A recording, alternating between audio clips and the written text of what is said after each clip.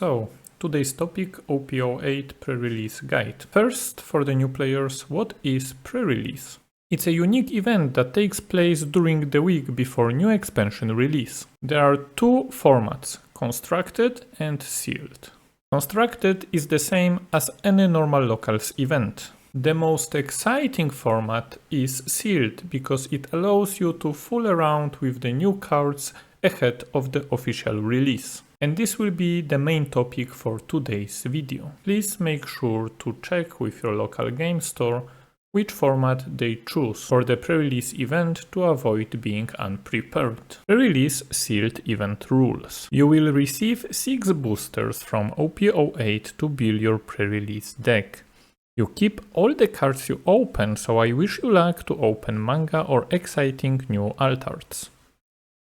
As opposed to constructed, sealed decks contain only 40 cards. What is the most exciting, there is no color lock, so you can use any cards you want regardless of leader's color. So have fun and mix and match the strongest cards you open. Also, you can use more than 4 copies of the same card. All the leftover cards are treated as sideboard. You can change your deck cards in between games. The only things you need to bring yourself are 10 Dawn cards. For the leader card, you can bring any leader you own or just use the one you pull from your 6 boosters. And that's pretty much it for the rules. Let's take a look at the prizes. Each participant will receive promo Marco card and OP-08 pre-release pack that contains 1 common and 1 uncommon card with pre-release stamp. Winner will receive silver foil gold stamped Marco card. Let's move on now to the leader choice. The safest option are always leaders with strong generic effect. King and the queen of the pre-release are Kid and Bonnie. Kid because of built-in win condition.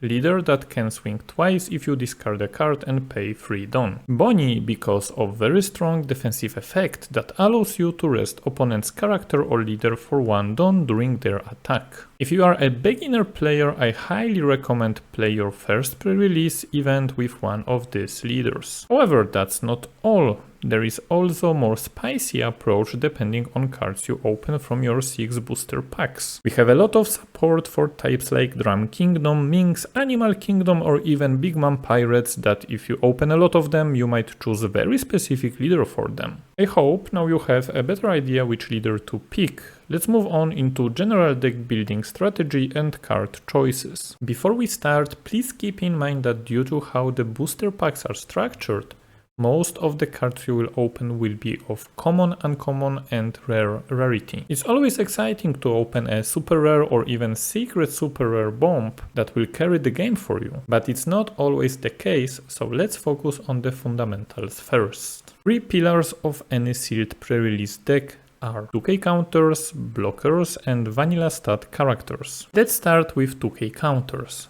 They are the most important defensive resource in sealed environment. Unfortunately, it's luck dependent how many you will open, and during the game it's very easy to check your opponent with 6k attacks if they have any 2k counters left in hand and apply the pressure accordingly. They are hard to get a comfortable quantity in a deck because they occupy mostly higher rarity slots than common. In common slot we have only 1 2k counter character. In uncommon slot we have a mix of pure 2k counters and utility ones. Hiking Bear we might want to play down depending if we have any animal types in a deck. It's also a nice target for any Drum Kingdom or animal related mechanics. If we decide to play Carrot as our leader of choice, we might use Milky to restand one of our Dawn cards. King Dew and Duval are just 2k counters unless you really want to play Whitebeard type leader. Please don't. In rare slot we have Dr. Hiriluk, which we can play down if we decide to run Tone Tone Chopper leader. Sasaki, pure 2k counter. Who's Who, which I think is the best 2k counter to open. We can use him purely as a 2k counter or play him down for sweet free cost character removal and have an attacker without Dawn commitment next turn. Removal trigger is cherry on top. The last 2k counter in rare slot is Viper. Upper Yard is a card from different expansions, so Viper is purely 2k counter or 4 cost 5000 power character if you have nothing better to develop your board. In super rare slot we have only Black Maria, which is not a good card in sealed environment. Pure 2k counter, the worst card to open in SR slot. For optimal deck building I would pick around 8 to 10 2k counters. To save time during deck building, pick up all 2k counters you open regardless of effect and put them into your deck. Moving on, we have blockers. As we already know, it's very hard to open all the 2k counters we need, so our other option for defense are blockers, which can soak an attack for a cost of 1 card regardless of attacking power, which is an amazing deal. What's more important, they are mostly in common and uncommon slots, so they are much easier to open than 2k counters. In common slot we have 20 Doctors, Champ Blocker. Nemule, utility champ blocker that filters our hands so we get the cards we need. Baron Tamago, blocker with funny little combo built in on KO, which is a great reference to the manga. We will touch on that later. Cracker Soldier, a blocker that can attack without Dawn Commitment and another great manga reference and small combo piece. In uncommon slot we have Brule, which is the worst blocker in a set due to high Dawn cost. Scratchman Apu, blocker that can attack without Dawn Commitment. The highest rarity blocker in a set is Pedro in a rare slot. He can attack without Dawn Commitment and is also a sticky body, as there is a downside for our opponent if they take him down. This set is full of manga references, which is great. On KO effect, choose one, rest one of our opponent's Dawn or KO one of our opponent's rested 6 cost or lower characters. Easter egg, currently there is no Perospero character with a cost higher than 6 in the game. If you know, you know. I would pick any blocker I can except maybe for Brule.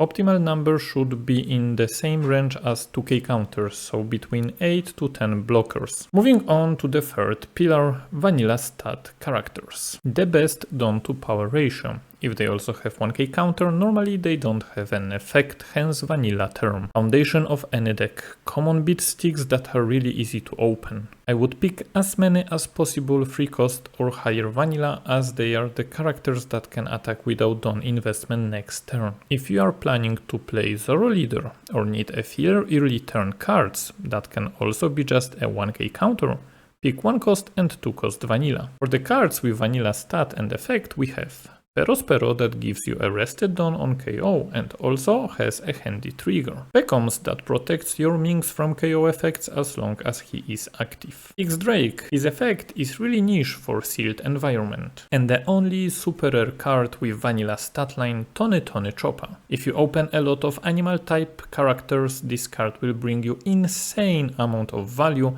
and will be main target for removal for your opponents. Keep in mind to always play the vanilla stat characters without counter first. After we have our foundation finished, we should still have some space in a deck. First priority to pick up have characters with amazing effect or the ones that can single-handedly carry the game, so-called bombs. The only downside is that all of them are rarity rare or higher, so it's up to Lady Luck if you open them. But if you do, include them in your deck immediately. In a rare slot we have Vapol. Absolutely amazing card in sealed format. With his effect he is basically a vanilla stat and a debuffer that can remove any rested character by attacking. Minus 2000 power for a turn in sealed format is back-breaking, as it allows easy trades into rested characters. If your opponent leaves Vapol unanswered, game can end really quickly. Next rare is S-Hawk, that by itself is already 4 cost 5000 power character with 1k counter. But on top of that, as long as one Dawn is attached, if your life total is lower than your opponent's, S-Hawk gets plus 2000 power in both players' turn and can be KO'd in battle by cards with slash. Yes,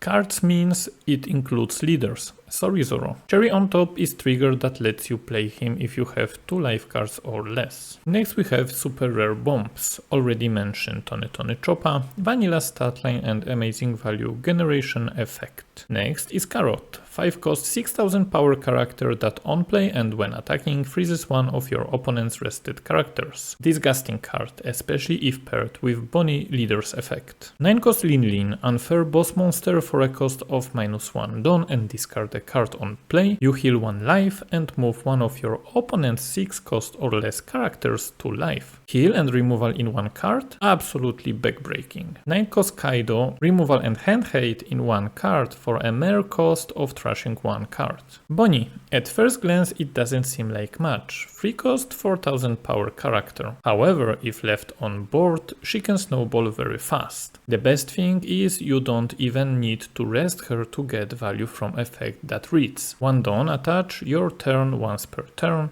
When a card is removed from your opponent's life cards, draw 2 cards and rush 1 card from your hand. If you ever played sealed format, you know how important card advantage and card filtering is. Amazing card. As Snake, 5 cost 6000 power character that allows you to on-play stun one of your opponent's character with a cost 6 or less. Preventing 1 attack from your opponent might be a difference between winning or losing a game. Lastly, we have our 2 secret rares. It is very unlikely that you will open them, but if you do and you will play them down, the game will most likely end in your favor. Riley, amazing bomb.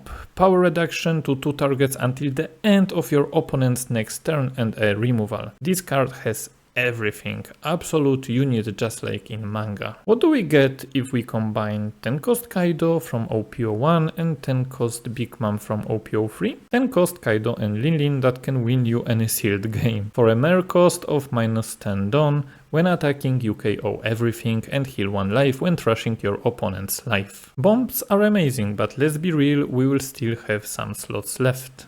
Next priority is to pick up characters with built-in removal to get tempo advantage. In a common slot we have a little silly combo that will be really hard to perform in sealed environment, but if you manage to do it, it's a huge tempo gain. Chess plus Kuromarimo. If you have both in hand for 3 Dawn, you can develop 3k and 5k body and remove 5000 power character. In uncommon slot we have Edward that can bounce a free cost whenever he attacks. Great to get rid of jump blockers. Owen that when attacking for a cost of -1 Dawn, KO a free cost character.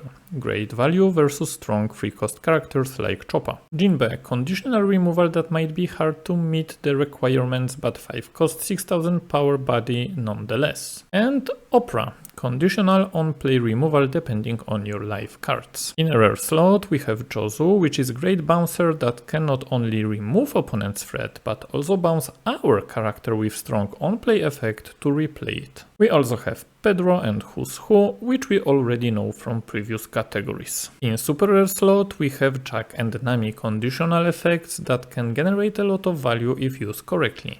These cards combine 2 strongest mechanics that are removal and card draw. And lastly we have our already known secret rares, the best removal in OP-08 sealed environment. However, it will be really hard to open them and even more to draw them during the game. Nonetheless, I wouldn't be surprised if your opponent offers you a handshake once you play them down. Next category I have for you today are rushers. In common slot we have conditional rusher Speed Jill that allows you to get some info about next draw. In uncommon slot we have Robson and Nekomamushi, both very good finishers as condition is very easy to achieve. Lastly, in rare slot we have Dalton and King, both rushers with very strong stat line and easy condition to fulfill. Amazing for finishing the game out of nowhere. Next category is purely for fun, but if you open these cards and play the combo, it will be very one-sided fun. We already know Chess and Kuromarimo, but did you know there is a third character that is a combination of the two, just like in anime. It's not only a great filler card due to 5 cost 6000 power and 1k counter, but also if you have Kuromarimo and Chess in trash, it gains whopping plus 2000 power. Next, if for some reason you choose to play Kaido leader, you can transform Albert into King. Not a bad value, especially that you can play Albert early as it's 4 cost 5000 power character, but I wouldn't play Kaido just for this combo to happen. Next we have our favorite Donuts lover Katakuri. The only downside is that he requires Big Mom Pirates leader for his effect. But Katakuri leader is not bad in sealed environment and has a required tag. so might be not a bad idea to give him a try. Next we have Cracker that for mere -1 Dawn can play Cracker Soldier from hand over and over again, just like in anime. Another nice reference to anime is this transformation combo. Baron Tamago into Viscount Hiyoko into Count Nivatori. What is really crazy about this combo in sealed format is that Viscount can bring Count Nivatori from the deck. Yeah, it might be better to leave him be on a board than give your opponent free value. Next we have page 1 and ulti. As always, brother has to pick up his sister from trash. Last combo is in yellow, best duo Montblanc Noland and Calgara. However, this crazy combo requires you to play Calgara leader, which might be not a good idea in sealed. We already discussed a lot of good character picks, now let's take a look at events and stages. As a rule of thumb, I don't play many events in my sealed decks, between 2 to 4 should be enough. In my opinion, these 4 events provide the best value in sealed environment. If you still have slots in your deck, I would pick any of these events first. Next, I listed the events and stages that you might want to include depending what character types you open the most. However, I would focus more on strong fundamental build than going into particular types if you are a beginner. If after all of that you still have some spots left, let me give you a rule of thumb for picking filler character cards. Choose characters with 4 cost and 5000 power or 5 cost and 6000 power regardless of effect. It's important to have as many as possible characters that can attack without Dawn investment. If on top of that character has a good value effect, like for example touch, include them without second guessing. Lastly, if you open any of special illustrations characters from previous expansions, I would play Ace for power reduction, Moria due to good stat line and possible synergy with 7 warlords like Edward, Queen because it's a 6000 power blocker and card draw, which are amazing in sealed, and lastly, Tashigi for 2k counter. To sum up, OP-08 is an amazing expansion to play sealed events. Mix of many different mechanics and synergies might surprise even the veteran players. So don't miss your chance and register for pre-release if there are any spots left in your local game store. And remember, winning is important, but don't forget to have fun. And that's it for today. Thank you for watching. See you in the next video. Bye bye.